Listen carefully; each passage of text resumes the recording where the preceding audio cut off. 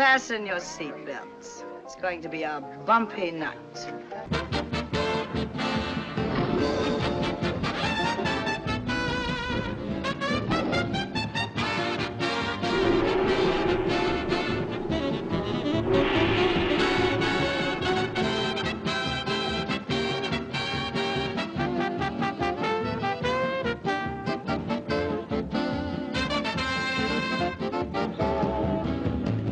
Live from Las Vegas, it's time for you to be talking movies with America's most award-winning film critic, John Barbour. You're being so gentle. I've heard you give reviews and you're so rough. You're saying. How would you have evaluated your own work in some of the films that you did prior to The Longest Shot? I mean, much better than you, my friend. Our next guest is one of those rare talents who has something to say and can say it funny. He's a writer-performer on the new Laugh-In and one of the most popular, outspoken, and entertaining personalities on the local news here in Los Angeles. He's won a half a dozen Emmys as a film critic and host of his own shows. Let's welcome Mr. John Barbour, right over there. Welcome to another fabulous Talking Movies. This time we're going to be talking to Joe McBride about the fabulous Coen Brothers. Doug, how are you today? And have you ever heard of the Coen Brothers, who are by far the most and probably the only successful brother writing, producing, directing team? I've heard of them more than I've heard of any other. Hi, John. I'm doing great. Thank you. Well, I must tell you, first of all, a really big compliment to you, because we finished the interview with Joe McBride the other day, and I sent you a bunch of pictures. You added the pictures magnificently, which really enhances the interview a lot. And then you surprised me. You remember, do you remember Silence of the Lamb, Hannibal Lecter, Anthony Perkins? One of the greatest movies ever.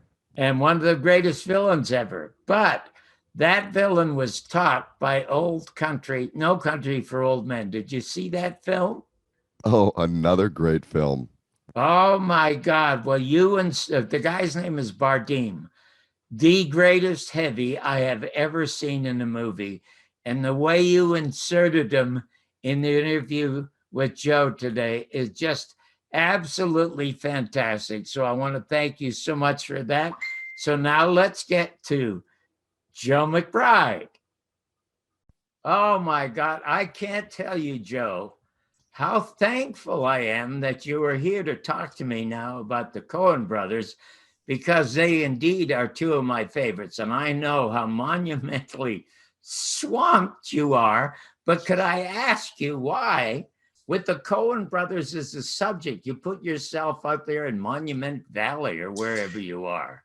Well, my favorite director is John Ford, who established Monument Valley as a film site, but it's also the opening shot of the Ballot of Buster Scruggs, the Coen Brothers' last film together. And it's, you see Buster Scruggs riding through Monument Valley and he's singing, and it's the classic Western setting.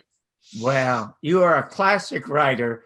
The book, The Whole Darn Human Comedy, Life According to the Coen Brothers, is going to be an absolutely fantastic read. The wonderful thing about the Coen Brothers to me is their fingerprints are all over their films. You can identify those guys just by the wonderful work they do and that wonderfully warped sense of humor. But you as a writer are monumentally surprising, because whether you're writing about John Ford or William Wyler, or even your favorite, I guess, Orson Welles, the reading of your work about their films is as entertaining as watching the films themselves. Thank you. And I've got to tell you, I always learn something absolutely, totally new from you at the very beginning, because my very, very favorite Christmas movie, you know what I'm going to say, of all time, is that wonderfully warped, filthy but funny Bad Santa. And, Okay.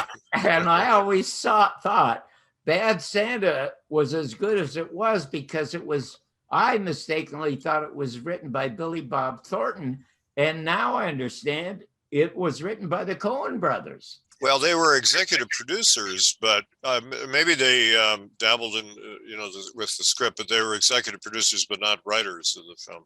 Well, can you imagine the Coen Brothers being executive producers of any movie and not having a hand in some of the dialogue in it? Yeah. So, like you, I am interested in the beginnings of everything. Do you think Joel and Ethan were born and destined to be filmmakers?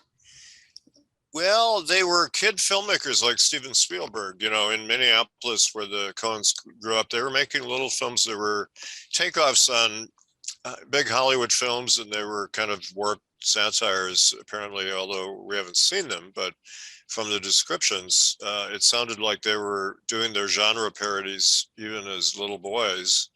And they were watching a lot of movies. They said they liked Sergio Leone more than John Wayne, for example. They thought John Wayne was square, but they liked Once Upon a Time in the West, shot here in Monument Valley, because they said it was a strange film. They liked strange takes on genres. What was the first thing that drew you to the Coen Brothers? First as a fan, and then what made you decide to do such tremendous research and write so lovingly about them? Thank you. Well, I was trying to remember back. I think Fargo really grabbed me. And, I actually had a little bit of a problem with Fargo when I first saw it, because I'm from Milwaukee and the Coens are from Minneapolis. And they were kind of making fun of the Midwestern dialect and way of talking, like, oh, hello, where are the groceries, hon, and I thought this was a little insulting, because there's kind of a tendency to make fun of what they call the flyover parts of the country. There's a kind of condescension toward it. But then I went back home to Milwaukee for Christmas, I guess it was, and I found that all my relatives there just loved the film, and they said, oh, isn't it wonderful that people like us are on the screen and they talk just like us, and it's just great, And I kind of thought, oh, this is actually sort of a loving homage to their roots, that they grew up. They were a little alienated from the Midwestern ethos, being Jewish outsiders in Minneapolis. They said that was kind of a strange feeling. It was kind of, little community on the fringes of Minneapolis, and they dealt with that in a serious manner.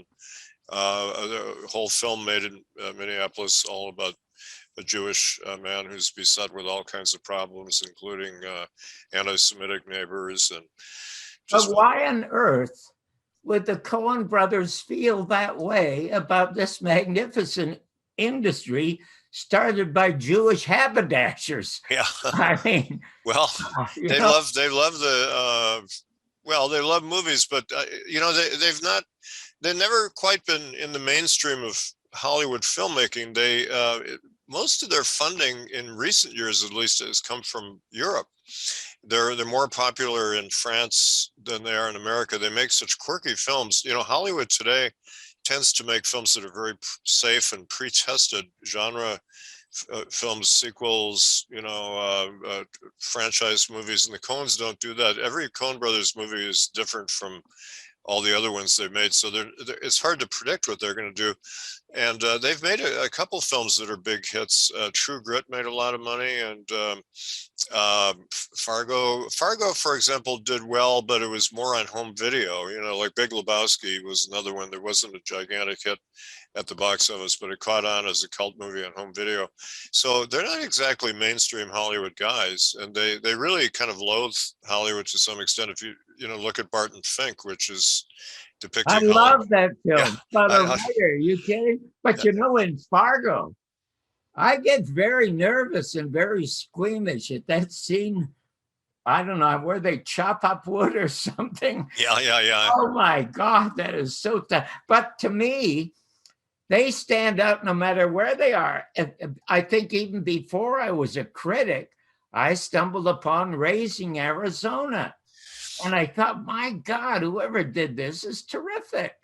Yeah, they certainly had a distinctive voice. And even before that, Blood Simple, they that was a very low budget film, and they cobbled that together with money from investors in Minnesota. And but that was kind of in the classic film noir tradition. But Racing Arizona was really distinctive in the sense of the way they blend comedy and violence, and it's controversial. And one thing I do in my book, The Whole Darn Human Comedy, about them is I answer their critics, and I sort of structure the book around objections that people make to them, because even though they're you know, they win Oscars and they get Cannes Film Festival awards, and a lot of critics love them, there are a lot of detractors out there, and I think that they're misunderstood to some extent. So I think it's a good rhetorical strategy, but it's a way of kind of defining who they are and who they aren't. For example, some people say they're nihilists or misanthropes or juvenile mockers, you know, glib, etc. And I don't think so. I think they go a lot deeper. To me, they're the sons of Billy Wilder. You know, I just wrote a book on Billy Wilder too that came out in the fall, and Billy Wilder, Dancing on the Edge. But they're in that tradition of social satire, and Wilder also blended comedy and serious drama in daring ways that offended some people, because a lot of Americans don't like things mixed up. In Europe, they're more kind of but the thing is, that's what life is. Yeah. Comedy and tragedy, for crying out loud. Exactly. I often quote to my screenwriting students the thing John Lennon said, which I think is a good motto for screenwriters. He said, "Life is what happens when you're making other plans." Oh, isn't that wonderful? Yeah. I mean, that is truly brilliant. Yeah, you're doing something you think is serious, and then something comical happens to you, or vice versa, and you just have to deal with it. And Billy Wilder, in The Apartment, he and I.L. Diamond, his co-writer, they had a scene where Jack Lemmon finds out that Shirley MacLaine is having sex with his boss, and he's very upset, and he goes and gets drunk on Christmas Eve and picks up a drunken, goofy woman and takes her back to his apartment. And it's all sort of farcical, but sad in a way. But then he finds out that MacLaine is overdosed in his apartment, and he has to get rid of his pickup. It's comedy and drama literally intersecting, and in a very daring way. And they said if that scene worked, the film would work, but if it didn't work, it might not. But the Coen Brothers do things that are as daring as that. Like, for example, you mentioned the wood chipper scenes where they're feeding people into the wood chipper. It's really ghastly. It starts out as kind of a larky comedy with this kind of wacky guy played by William H. Macy, Jerry Lundegaard, who's foolish, but you kind of like him anyway. But he does just terribly stupid things, and he thinks he can get away with hiring a couple guys to kidnap his wife and get money out of her father, which is idiotic. But the Coens, they love their idiotic characters, because we're all kind of idiots at some level underneath everything else. And I often, you know, it took me a little while to catch on to the Coen Brothers, I think, because they are very distinctive and different. And Fargo, you know, at first I thought it was funnier than grim, and then you really catch on to how dark and grim the film is, because the surface is kind of larky and fun. And Marge Gunderson is such a wonderful character, played by Frances McDormand, the police chief. And didn't one of the brothers marry her? Yeah, she's married to Joel Coen, and she's in his recent film, The Tragedy of Macbeth, playing Lady Macbeth opposite Denzel Washington. And the Coens are taking a hiatus from working together right now, and we'll see how long that lasts. I don't know if it's permanent or not. They don't know themselves. Ethan apparently wants to go off and work on plays, which he's done before, and other forms of writing. And Joel made the Macbeth film on his own. I guess Ethan didn't have any interest in that particular project, but Frances McDormand is in several of their films, and she's a great actress. And but she's perhaps their most lovable character, and that's one reason Fargo is a beloved film, I think. Well, I tuned into them right away, and I guess I tuned into them right away because coming from a tough background, I had to turn that terrible shit into funny fertilizer. Yeah. Which they seem to do in their films. So I latched on to them immediately. And also another movie of theirs that I watch every time it comes on. Every time a Coen Brothers movie comes on, I will stop and watch. As a matter of fact, about 4 days ago, I think it came back on Showtime or HBO, which I think you mentioned it earlier, Blood Simple. Mm-hmm. I had forgotten how effective and scary that film was. Yeah. Yeah, oh, it's a scary film. It's disturbing. It's a little more straight disturbing than some of their other films where it mixes things up, you know, because there are some sweet, funny scenes in Fargo, and then there's some ghastly, grisly scenes. You know, it's Barton Fink is a horrific film about Hollywood, but it's kind of funny in a black humor way, like Kafka or Nathaniel West is. Exactly. That's why I love it, because it's about writers. But then also look at The Big Lebowski. Has Jeff Bridges ever been more adorable than in that film? He's so great, and he's just so iconic and wonderful as the perpetually stoned guy. But he's kind of a takeoff on Philip Marlowe. You know, the Coen Brothers, I mentioned they like Hollywood genre films that they like to make fun of, but they said that their main influences are not movies, they're writers. The writers that they're influenced by the most are Raymond Chandler and Flannery O'Connor and a couple of other writers. And they like people who are trenchant, you know, that you can see the mystery influence in Raymond Chandler. Big Lebowski is kind of like a Raymond Chandler movie for, you know, the modern era, with a kind of a stone guy. But Chandler's Philip Marlowe was a man of honor and decency, kind of like the dude is. He's a good-natured, honest guy in the midst of all these dangerous, crazy characters like Philip Marlowe was, and that's kind of their influence in that film, I think. Well, I can't quite remember the name of the very Clooney, George Clooney. I sort of like him. He has a kind of pleasant quality, a little bit like Jimmy Stewart or Gary Cooper, I guess. Mm-hmm. Not a huge fan, except for Oh Brother, Where Art Thou? Yeah, he's wonderful, and Tim Blake Nelson, and there's just wonderful characters in that film, and John Turturro, who's one of their favorite actors. It's just such a good trio of oddball characters in the South during the Depression. And you know what's great? I think one of the reasons that film became such a favorite was the music is fantastic, isn't it? The bluegrass and country. Oh my gosh, it is thrilling stuff. Yeah, I got the CD of it at the time. That CD sold like hotcakes, and you know, they have such good taste in American folk music and pop music, and they put that together. You know, like John Ford does that too. He loves American popular music, and there's something really great atmospheric quality about using the music of the period. That's but one thing they do that's interesting that confounds people sometimes is they mix up periods and some facts. For example, Pappy O'Daniel, the governor character in that film, he was actually the governor of another state, but they moved him into Mississippi, and you know they play around Miller's Crossing. You're never quite sure what city it actually takes place in, and the time period is it's in the Prohibition era, but it's a little vague, you know. And they in Ballot of Buster Scruggs, which I love, Western anthology film that they made for Netflix.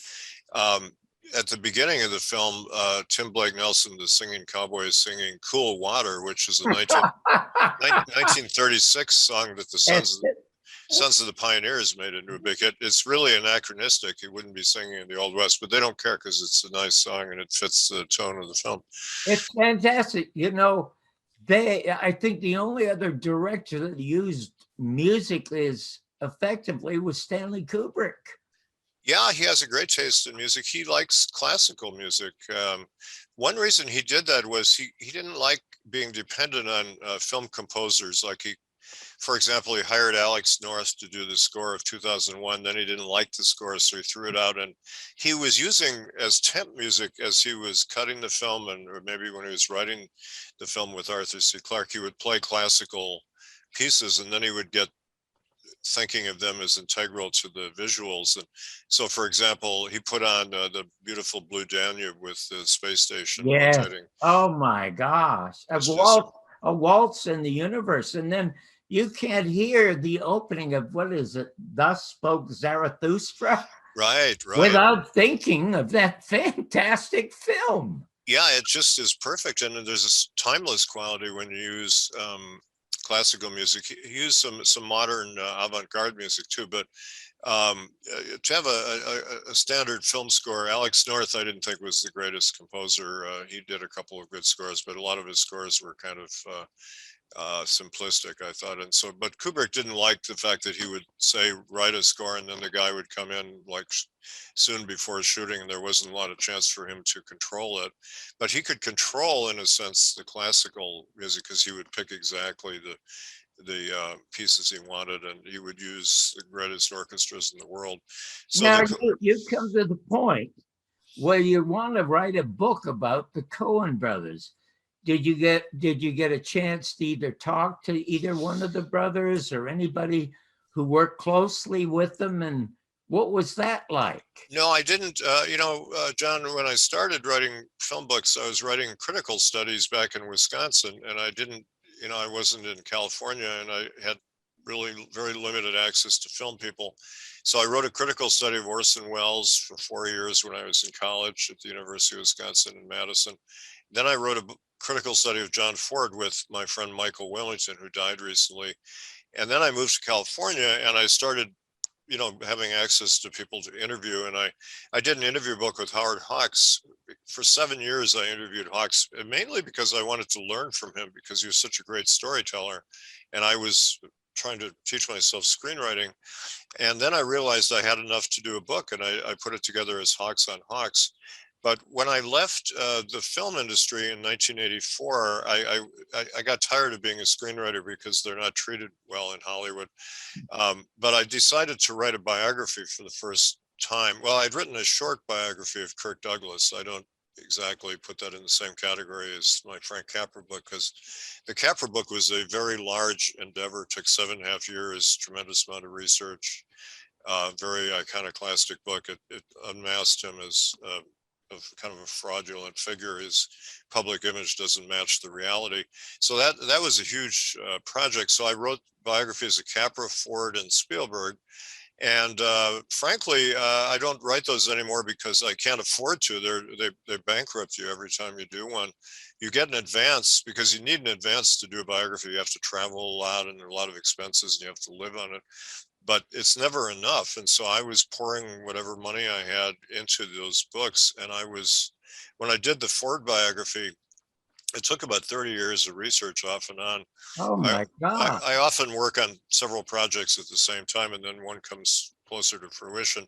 So I began concentrating on Ford. I did 100 magazine articles in the last 2 years of working on the Ford book, which is kind of amazing to me that I was doing 2 a week. I don't know how I did that, but I needed to bring in money, and I wrote a television show and things like that. And at the end of it, I was really broke, and I just can't live like that anymore. And they don't sell enough. Unfortunately, the problem is film books are not as popular as they used to be, and they were never terribly popular anyway. The only film. Do you think then, in that case, that the Coen Brothers book will do better in Europe than it would here? Well, that's an interesting thought. The publisher, Anthem Press, is a British company. They also have an American office, but they're basically British. And although the head of the company lives in the United States, but they contacted me. I was going to close the circle on this. After writing biographies, I went back to writing critical studies, which I really enjoy. So I'm going back to my roots. And I did one on Ernst Lubitsch. How did Lubitsch do it? And Billy Wilder, a long critical study. And those are where you really immerse yourself in the work. It's not so much biographical as, analysis of the work. And you bring in biographical details, but I don't go out and interview 300 people. So when I did the Coen Brothers, I was doing a book called 2 Cheers for Hollywood, which is a collection of my short articles over the years. Excuse me. And I wanted to add some new things to it, so it wouldn't just be all older material. So I thought, well, the Coen brothers are kind of misunderstood, and I'd like to write a long piece on them. So I did a 40-page essay on them, a kind of a monograph in the midst of this long book, and that forms the basis for the new book, The Whole Darn Human Comedy. And Two Cheers for Hollywood has sold pretty well, and but the Coen part didn't get a lot of attention because it's embedded in this several hundred-page book. So I kind of thought, well, maybe I should break it out as a complete book and add to it. And then Anthem Press asked me, do you have a book you'd like to write? And I think they said a short book. And I thought, oh, I've always wanted to write a short book. When I was younger, I wrote shorter books. And as I got older, they got longer, because I think you see life in a more complex way, don't you, when you're older, And but I thought, well, yeah, I've got this monograph. And then I wrote a long analysis of the Ballot of Buster Scruggs, which I love. And to me, that's a perfect film to write about, to cap off the Coen brothers' work, because it's a compendium of their work. It's 6 different stories, and it's a range from farcical to, black humor and very grim storytelling. And then there's a more...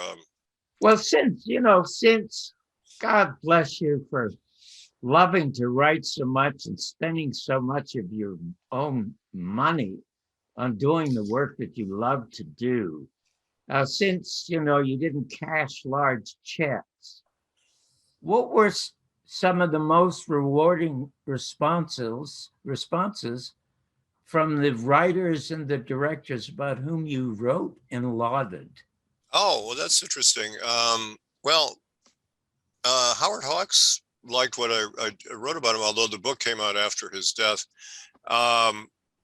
I'm trying to think. John Ford wrote me a letter.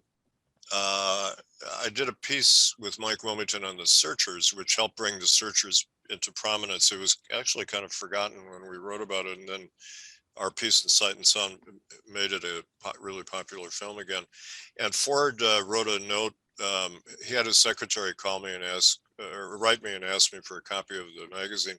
And then he said, "I appreciate the upbeat, kindly way you treated me," which was very nice. And I'd written him and I said, I'd like, I'm thinking of doing a biography of you, and I'd like, your cooperation. And he said, "I'm too old and tired to go in for a biog, even with a McBride. However, let me mull it over," which was kind of remarkable for Ford, that he would even mull it over. And then I didn't contact him again. I don't know why. I just thought, well, he's, he was kind of intimidating, and I was not really working hard on the book at that time. But it turned out his grandson, Dan Ford, was doing a biography of him at the same time, and that's one reason he didn't immediately leap at it. But he was grateful for the book, which I appreciated. And Orson Welles must have absolutely loved you. Oh, well, yes. Welles, when I met Welles in 1970, I had been, I hadn't quite finished my first book on him, which was published by the British Film Institute in 1972, but I had been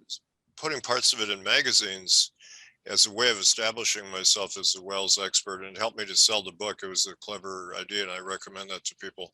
And I didn't know where he was. He was always in Europe, but I would mail copies of the magazine articles to his lawyer in New York, Arnold Weisberger, who was the only contact I had for him. And I had no idea if Welles got them, but Weisberger was giving him the articles, and so Welles knew the work. And when I met him, he said, "Finally, I meet my favorite film critic." And I said, "Oh, isn't wow. that fabulous?" I said, why do you say that? And he said, "Because you're the only one who understands what I'm trying to do," which I thought was really nice. Oh my gosh, isn't that wonderful? Did I ever mention to you my review of Alice Doesn't Live Here Anymore? No, I don't know if I know that story. Oh, well, just I'll tell it quickly in a minute, because I was stunned by what happened. I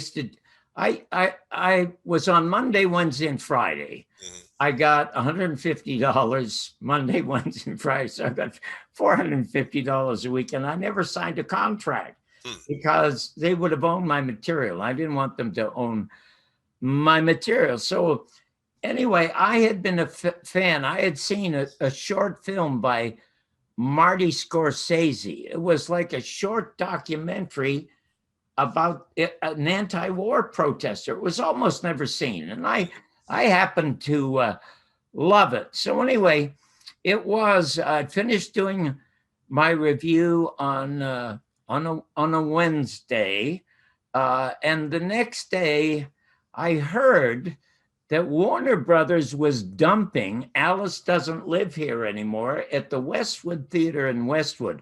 You know, the part was first offered to Doris Day. Yeah, I heard that. That's true. Yeah, and so she turned it down.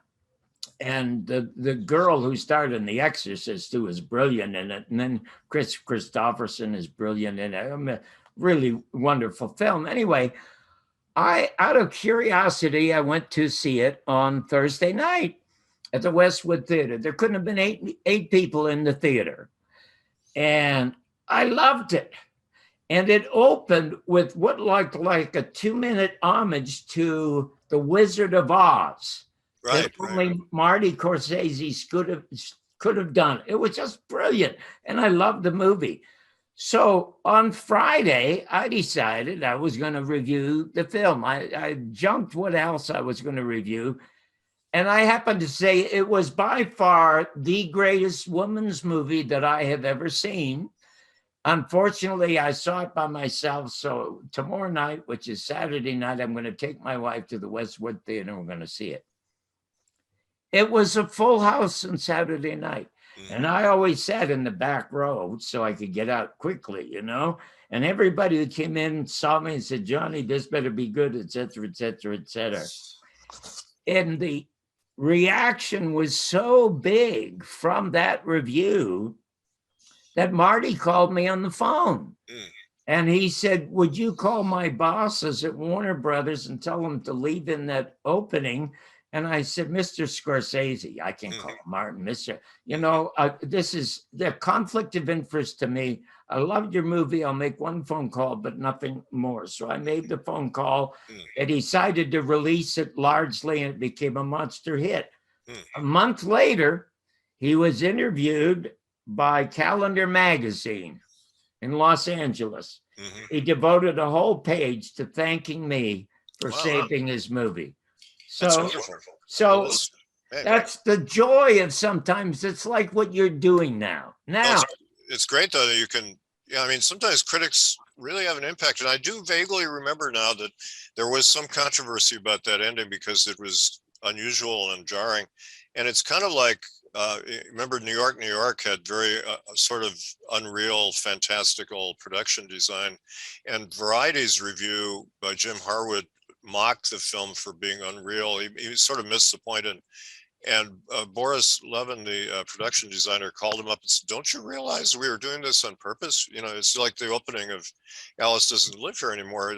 He was doing a fantasy thing that was setting you up for getting the mindset of the woman, but you were the one who helped save that film. That's terrific. That's great. Yeah. That is beyond rewarding to me. And the other thing is, as a critic, I always enjoyed seeing a film I loved more than one that I didn't like, even though I got bigger laughs if I bombed a film. But, you know, when you can share something wonderful with people, as you do with your books now, to me, let's get, to me, the most frightening villain in all of film history. I know who you're going to say, yeah. Go ahead and say it. Yeah, the fellow in No Country for Old Men who kills people with this bizarre cattle killing device. Oh my God. You know, I used to think Hannibal Lecter in Silence of the Lambs. That's really bad, that guy. Yeah. But there is no, what's the actor's name? Bardem? Javier Bardem, yeah. Yeah, and he does do an excellent job, by the way, in being the Ricardos. Have you seen the film? I haven't seen that yet, actually. I haven't caught up with it, but I'm looking forward to it. Well, I will tell you this. The guy that plays Fred Mertz, he does these god-awful car commercials. Oh, God, I just wish somebody would forget to put on the brakes and run over the guy. The commercials are horrible. But Aaron Sorkin has written this guy such brilliant dialogue. He should be a runaway supporting actor winner for an Academy Award. But when you watch the film, which is really, really well done, you will realize that since it was done at the height of the blacklisting, now to me, the shortcoming in the film is Sorkin didn't make it look as horrible as it really was. But if Desi Arnaz and Lucille Ball had not been as smart as they were, we would have never heard from them again. Well, it's interesting, not having seen the film, but Lucy was actually a communist. And that's ironic that back in the 30s, she briefly dallied with communism, as many people did. It was not that unusual. But it came out right at the height of her stardom. And she did a brilliant thing. She was a smart lady, and she played the goofy Lucy character in front of the House Committee on Un-American Activities. Oh, I didn't know what I was doing, and my grandfather got me to sign the petition, and but I think they sort of said, okay, well, don't do it again. She got away with it. I think partly because she was such a huge moneymaker for CBS, that probably factored into the equation of HUAC allowing her to continue her career, but she expressed regret, etc., which you had to do, but she didn't have to name names or anything. She and Desi Arnaz were supportive of Orson Welles, who was blacklisted. I got his FBI files, and he was being hounded by the FBI from the time of Citizen Kane onward because Hearst sicked J. Edgar Hoover on him. And Wells, that's why he went to Europe, I realized, and people hadn't focused on that. They thought he went to Europe because his career in Hollywood was in shambles, which was true. But he went there right after those HUAC hearings in the fall of '47 and pretty much stayed away until about 1956. He went to Hollywood, and Desi Arnaz and Lucille Ball put him on I Love Lucy. And then he also directed The Fountain of Youth for them, which is a very innovative TV pilot that unfortunately didn't go to series, but it was a great show.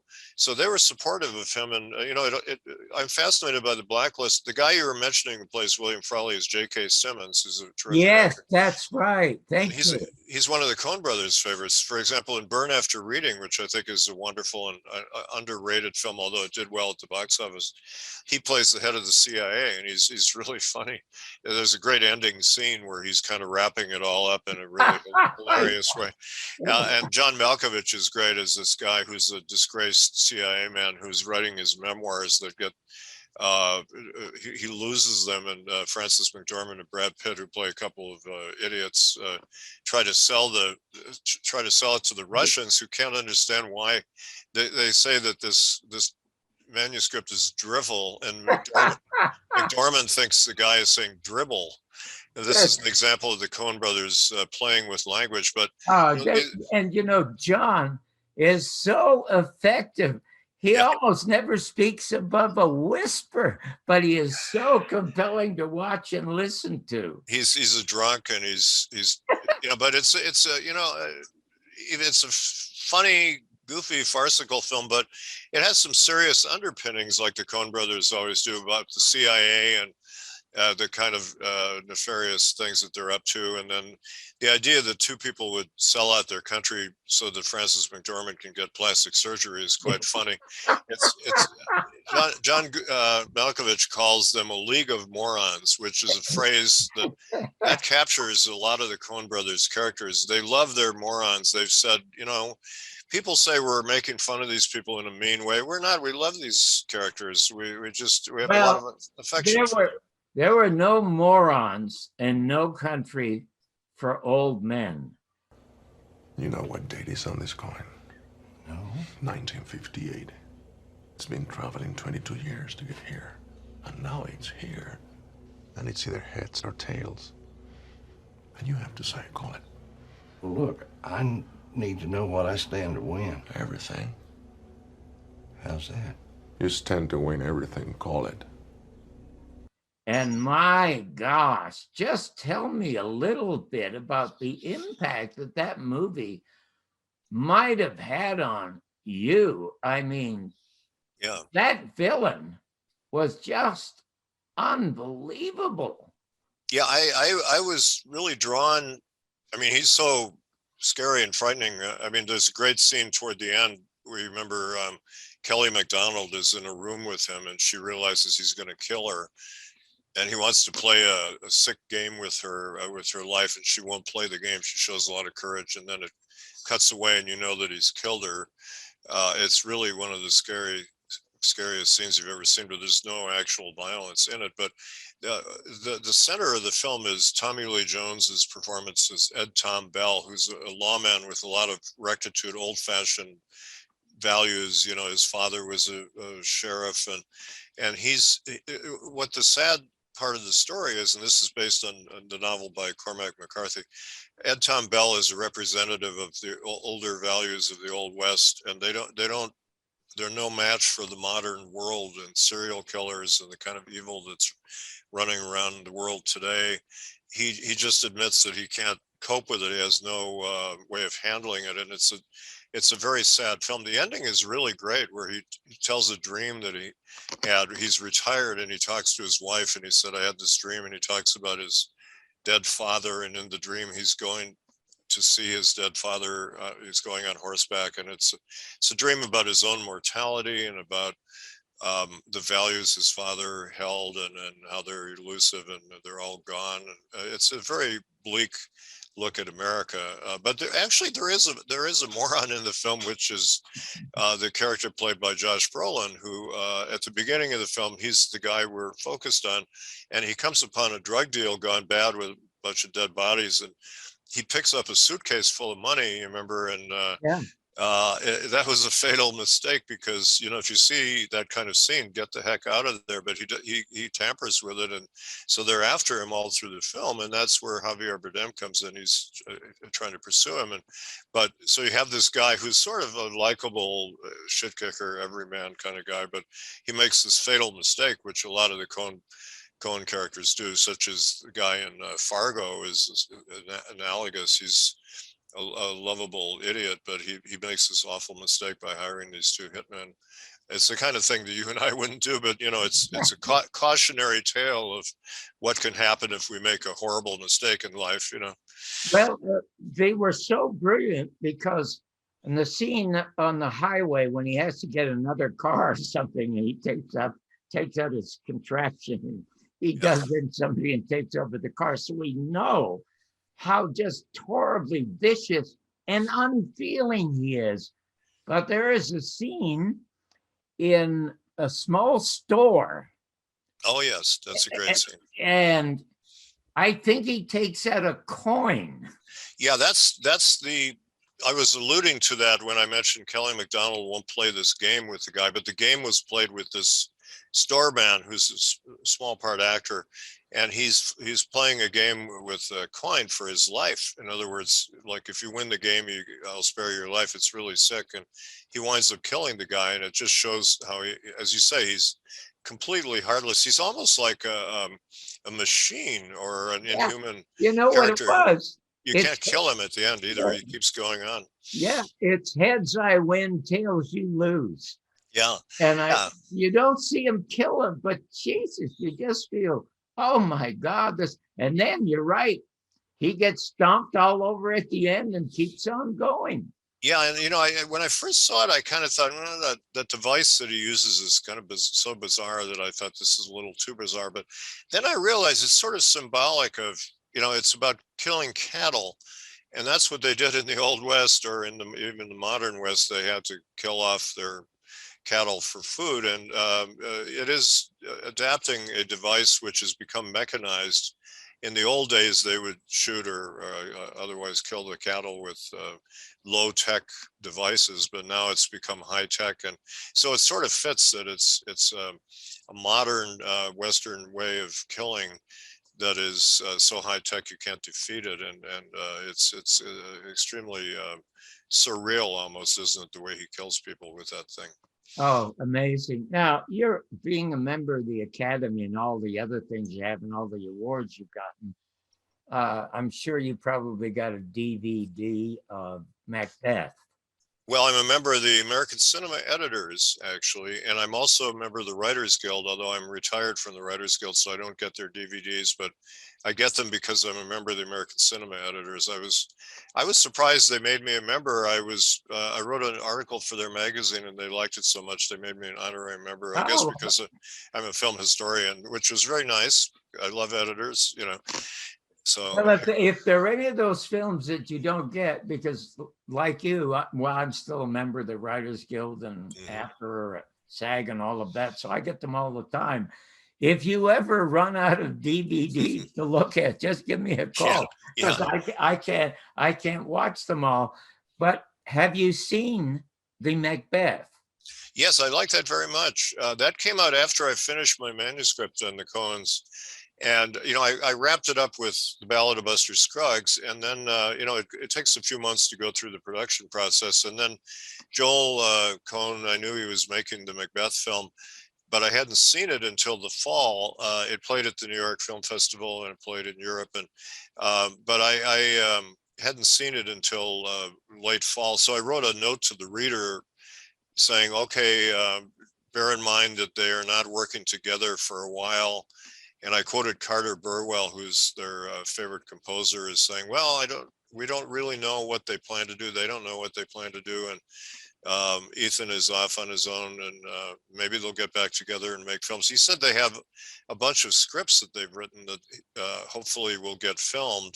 Well, with Macbeth, I must tell you, I am so glad they shot it in black and white. It's beautiful. It's beautiful. Because, oh my gosh, it so suits it. And I am really surprised and impressed at how good Denzel Washington was. Yeah, he's done Shakespeare on the stage, and he's just a great actor too. And it was a really good take on the story. You know, it's very similar in some ways to Orson Welles' Macbeth, which that's an interesting film. It was made on Republic Pictures sound stages. Low budget studio. It was the only studio in Hollywood that would make a Shakespeare film, and it was low budget. And people derided the film when it came out because it was very stylized sets and.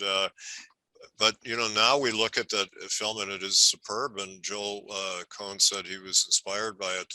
It's similar to what they did. That film, the Welles's film, I didn't like for a while. And it turned out that the studio had cut a lot of it and they redubbed the soundtrack because they said people couldn't understand the Scottish dialect. But actually, well, what happened was Richard Wilson, who was Welles's right-hand man, managed to restore the film with Robert Gitt of UCLA in 1980, and they put the film back the way it was originally. The murder scene of the king is fantastic. It's a 10-minute take. It's astonishing, kind of like Hitchcock was doing with Rope, but even better. But it's all a tremendous tension, you know, when you don't cut the camera, and it's at the foot of the stairs, and Lady Macbeth is waiting, and her husband kills the king and comes down, and Welles has several camera movements. It's just brilliant, and the soundtrack is wonderful, and it's very intelligible. Welles said, actually, the Scottish dialect slows down the rhythm of speech, and it's actually more intelligible. The only one problem I had watching Joel Coen's film is I kept hearing the line readings of Welles's version a little bit. You know, I had to keep clearing my head of that and watch it anew because McDormand and Washington are so good, but they're different. You know, it's a different take. I mean, Macbeth has been the subject of several good films. Polanski made a good one. Kurosawa made a good one. You know. Yes, indeed. And yet, when I saw a really interesting interview, was it Joel who made it? Not Ethan. Was Joel? Mm-hmm. Yeah. Yeah, Joel made it. Right. He did it was an extended interview he did by himself with Denzel Washington, then the wonderful actress who played Lady Macbeth, and then there was another actress, I think, who played all the witches. Oh my God. Oh yeah, she was amazing. Yeah, she was amazing. But the first thing I said to my wife, I said, you know, they're going to have to hire another black actor. And my wife said, why? Well, they can't have a white Macduff killing Denzel Washington. They're going to have a black Macduff killing. So there it was. But the movie was really compelling. And, you know, I don't know that Denzel will win the award, but my God, he did a wonderful job. Well, they're superb. And Catherine Hunter is the woman you mentioned, played the three witches through camera magic. And she's kind of a contortionist, and she's a brilliant stage actress, but she's very unusual, and she's astonishing in that role. And it was like watching Cirque du Soleil. Yeah. I mean, she is kind of like a circus performer. The cast is uniformly good, and I like the mixed casting, mixed race casting, or the colorblind casting, as they call it, is actually fairly common in Shakespeare productions on stage. And Denzel Washington was in a Shakespeare film that Kenneth Branagh made a few years ago, and but I think that instead of just having one black performer, they had a number of them, and it sort of makes it seem like not an unusual thing or not an issue, and that's, I think, part of what was the thinking involved. Just have good actors play the parts, and everyone blended in perfectly. I mean, they were all human beings. It was very, very, very good. Okay, now one of the things that I want to do, you mentioned the end scene of No Country for Old Men. It's probably 2 or 3 minutes long. Yeah, the dream. He's telling his wife the dream. Yeah, because what I would like to do to augment this, I mean, aside from showing the great, I love the cover of your book, by the way. Oh, thank you. And that actor, why did you pick that actor? Oh, here it is, the Holder in Human Comedy. Sam Elliott, he plays what's called the stranger in Big Lebowski. He's the narrator of the film, and he has this kind of wry cowboy narration. Again, the cowboy motif. The Coens are having fun with the Western motif. They think of Hollywood as the West. You know, they're guys they live in New York, and they're from the Midwest. So Hollywood is kind of like the far West, which it is. And so he it starts out with tumbleweeds blowing through the hills of Los Angeles, and you see the lights of LA, and then it goes to the dude who lives apparently, I guess, in Venice, California, but the narrator pops up occasionally at the bowling alley, and he's got this wry sense of humor, but he's referring to the dude as kind of a hero. He said, what's a hero? I guess he's a hero, but he's talking about this. The whole darn human comedy is represented in this film. He gives you an attitude toward it that the Coens often have framing devices in their stories of one kind or another, and they like narration, which Billy Wilder loved narration too. And Wilder's rule in narration was, don't have the narrator tell you what we're watching. That's redundant. Have him add an attitude, have him add something. Like Sunset Boulevard is a fabulous use of narration. A dead screenwriter narrates from the swimming pool where he's floating. It's a wonderful way of letting him rewrite his life as a movie. I just wanted to interrupt you a minute because you're talking about heroes. You know what? Because I mentioned Red Fox was my mentor when I started as a comic. Oh, was he really? Yeah, and one of my only lifelong friends in the business. Wow. As a matter of fact, I was the first one to put him on variety television, which led to Sanford, and that's his real name, John Sanford. Yeah. And so you helped him get that boost there. That's great. Yeah. So anyway, in any event, he heard me talking often about Jim Garrison. And he says, because I called Jim a hero, and he said to me, John, heroes ain't born, they're cornered. That's a good phrase. And that's it, because Garrison, as you know, was cornered by accidentally meeting the only dissenting member of the Warren Commission, Hale Boggs. Who said, he couldn't have fired that. So anyway, give me a couple of, that scene I would like to add to this to enhance the value of your wonderful interview. Could you think of another scene that you might want me to include in this? Could I just give you a little side thing on Red Fox? I can't resist telling you my little connection with Red Fox. It didn't quite work out. But when I moved to Hollywood, I was writing scripts, and I wrote 5 before I wrote one that was any good. And I wrote an original script that I wanted to make Red Fox a movie star. I thought this guy was so good. I loved his blue records, they called them. The Chitlin Circuit nightclub, black nightclub records. They were really raunchy extremely raunchy, hilarious records. I thought this guy is a brilliant comedian. So I wrote a serio comic film about an old man who's a model citizen, his last day on the job at age 65, and he kind of goes berserk through a series of problems that happen, and he cuts loose. And it was a good script, and I wrote it with Red Fox in mind, and I got to Hollywood, and I tried to get it to Fox, and nobody would, the agents weren't interested in him because, I said this guy should be a movie star, but they didn't know who he was or whatever.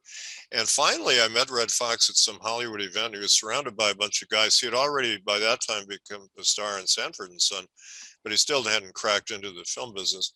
And he said, "Yeah, I'll read it. Send it to me." And I sent it to him. I'm still waiting for a response, unfortunately.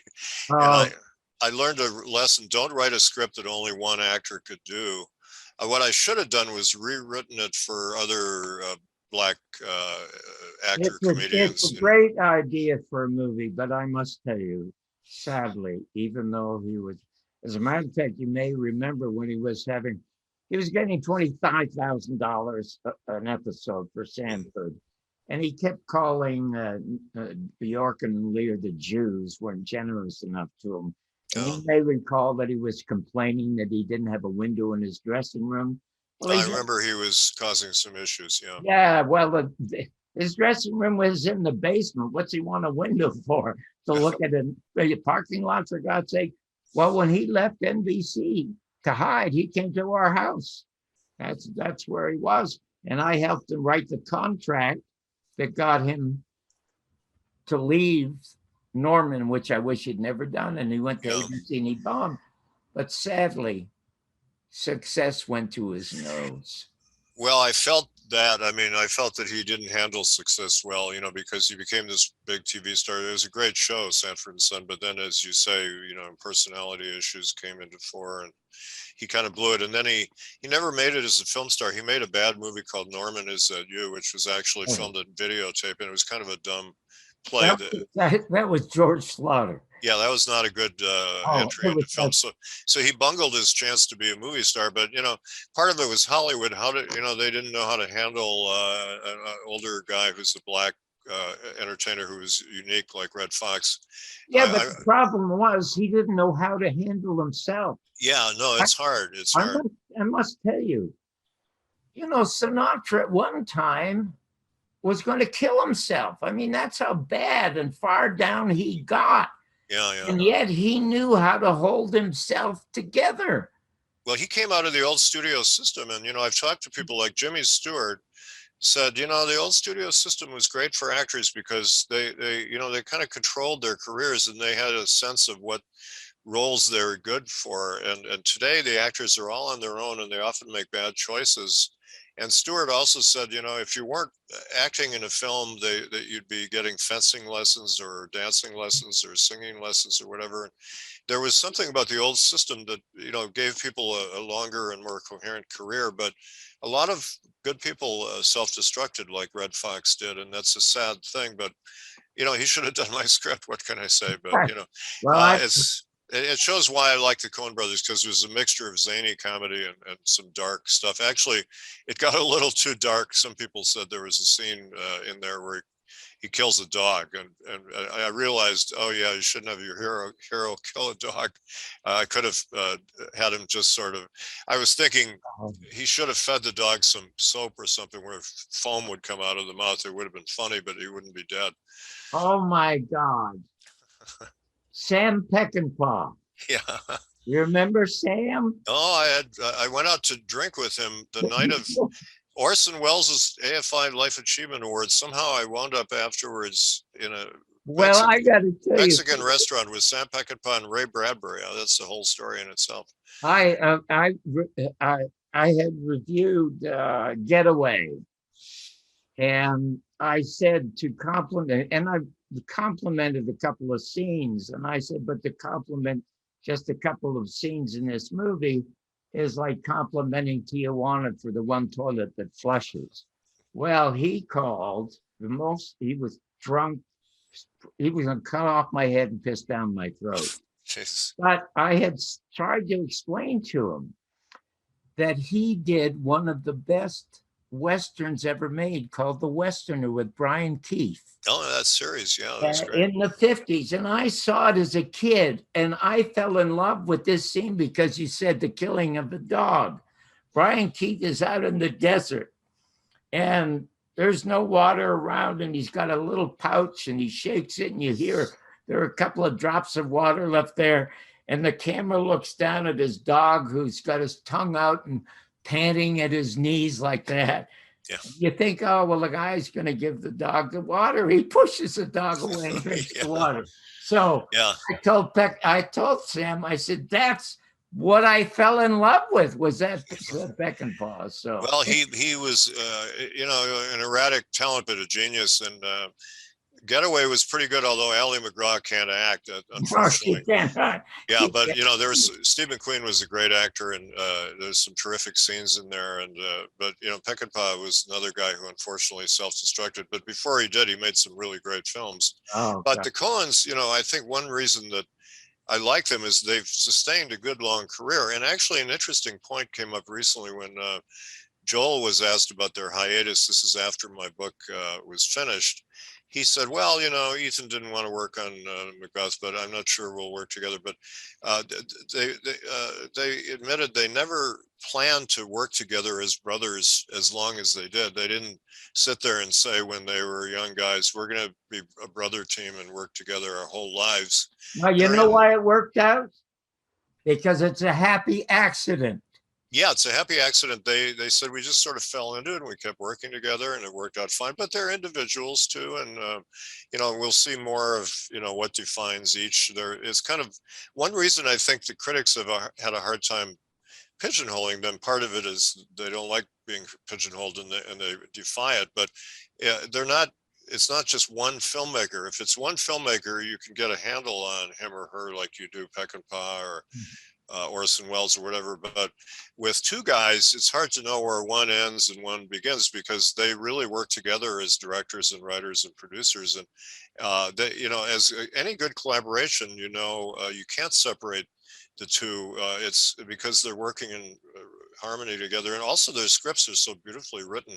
They're fabulous. So they're like Billy Wilder. I'll just say they insisted on the actors doing the lines the way they were written, to no improvisation. Absolutely. So what are you thinking of doing next? So give us the last word and what you think. Well, that's a good question. I just did 4 books that came out in a brief period. I did one on the Kennedy assassination called Political Truth, the Media and the Assassination of President Kennedy, which I've been working on off and on for a long time. And in the fall, you and I are going to spend another hour or so on that.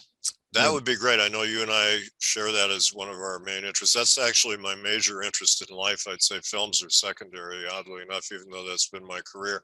And I did an updated version of my book, Whatever Happened to Orson Welles, A Portrait of an Independent Career. And I did the Billy Wilder book, which is a big, long project. And so I'm kind of taking a little breather and hiatus right now to think about what I might do next, and I don't really have a concrete plan, and I'm going to take it easy for a little while. But when you come out with books, you do they let you out of the cage for a while. That's because you're trapped in your room writing for years, and then they let you out for a month or two to talk about the books, and it's fun.